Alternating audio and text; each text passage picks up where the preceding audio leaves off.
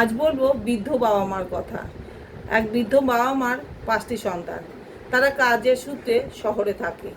মা বাবা গ্রামের বাড়িতেই থাকেন। বাবা গত হওয়ার পর মা কিছুদিন গ্রামের বাড়িতে থাকার পর সব কিছু গুটিয়ে গাটিয়ে চলে আসে শহরে।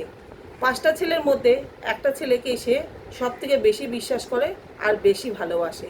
তাকেই সে ভরসা করে সে শহরে চলে আসে। ভরসা করে তাকে সর্বস্ব দিয়ে দেয়। সেই ভরসার যোগ্যতা না রাখতে পেরে সেই ছেলে যখন সর্বস্ব নেওয়া হয়ে যায় মায়ের কাছ থেকে, তখন সেই মাকে 5টি ভাগে ভাগ করে।